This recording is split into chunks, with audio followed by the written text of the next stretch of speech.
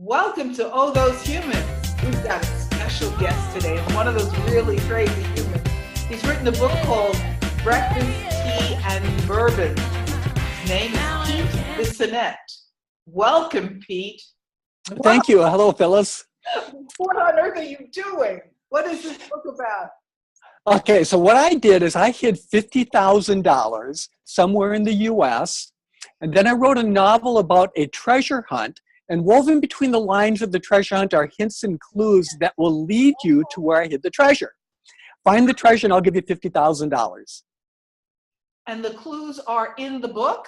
Yeah, they're in the book. They're woven between the lines of the book. So as you're reading the story, you'll see some things that could possibly be, no, actually, that's not the way you should do it. What you should do is first of all, read the book and enjoy the book, then, because it is a pretty good story, and then go back, start at the beginning, and highlight anything that could possibly be a clue, and start putting things together, and eventually you should figure out where the treasure is.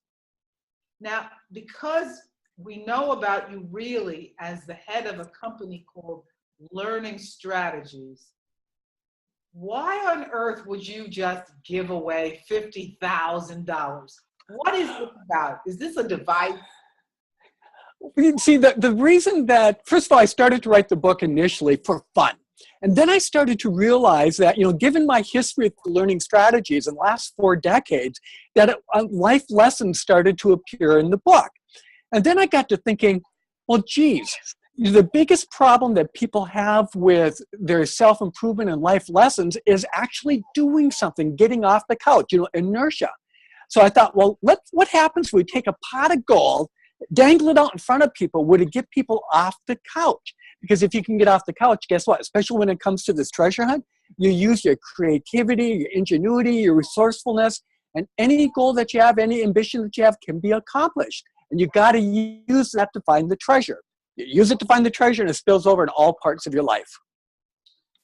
At $50,000, Pete, that's a big commitment. I mean, does your family think you're crazy? I mean, do you have an extra $50,000 to just give away?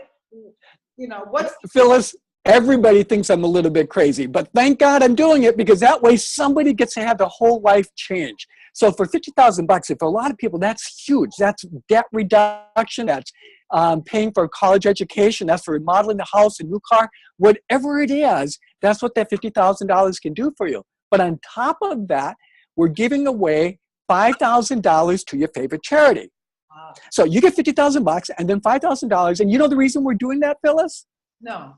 Is because the more that you give, the more you receive. So we're making it easy for you to give by giving you the 10% so that you can give it away to your favorite charity. And then we have something else that's even a cooler surprise on top of it. And that is, when you find the treasure, you're going to have this massive celebration, right?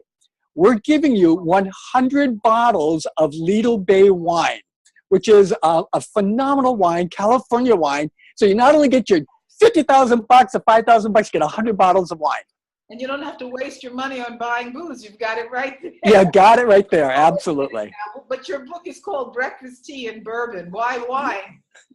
Well, it's called Breakfast, Tea and Bourbon because, breakfast, tea, and bourbon, they're basically the meat and potatoes of life, right?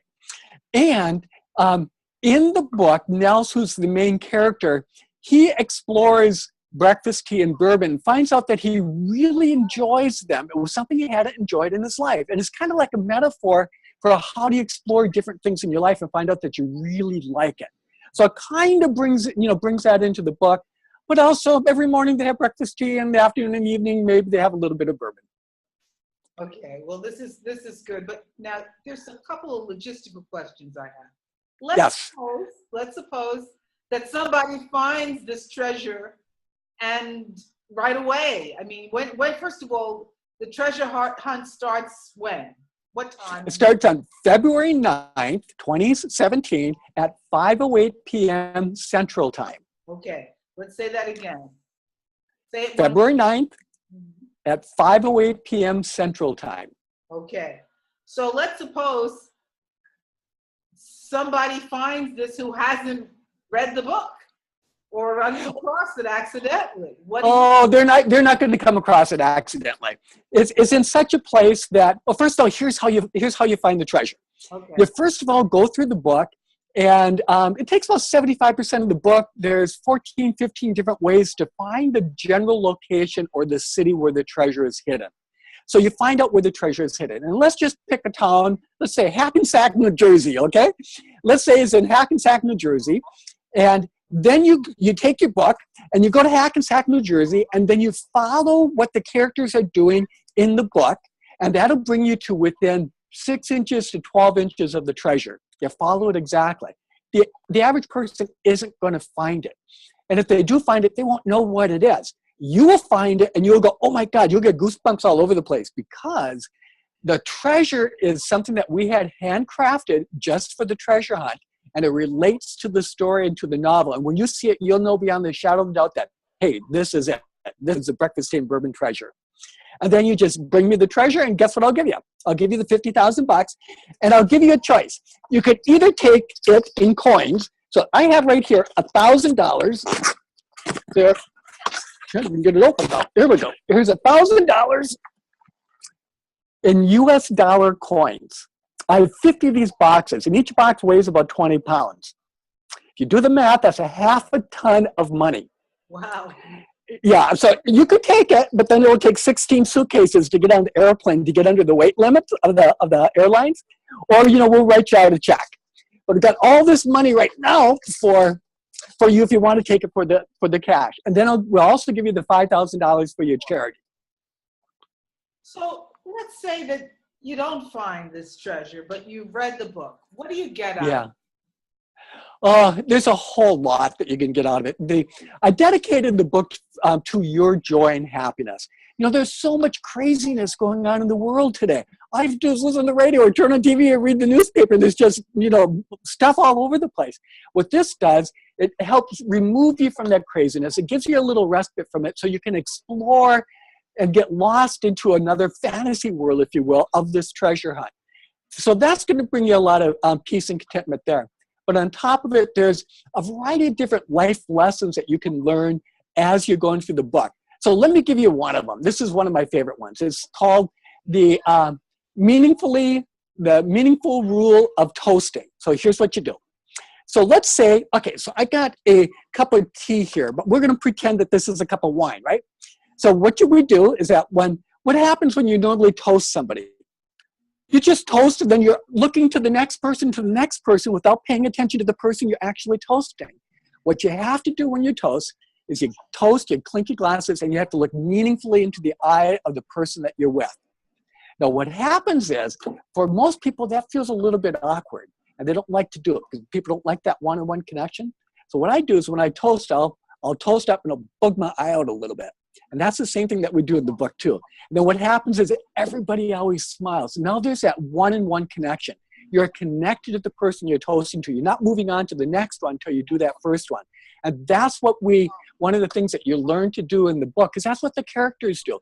And it really changes your whole experience with toasting somebody, whether you're toasting them with tea or you're toasting them with bourbon or a glass of wine. So keep talking about another lesson that you think. What else can you get out of this book? That's a toasting lesson. Can you get a deep lesson out of this book?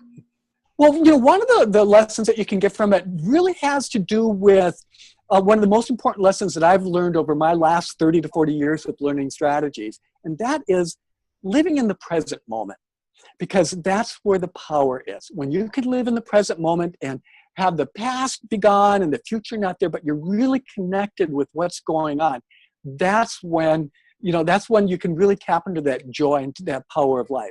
And that's one of the things that you see and you see the characters doing throughout the entire book. So, for example, in the first chapter, we start the book off with a bourbon tasting party. And I'll tell you why I did that in a little bit. But you're at a bourbon tasting party and you're drinking a bourbon sidecar.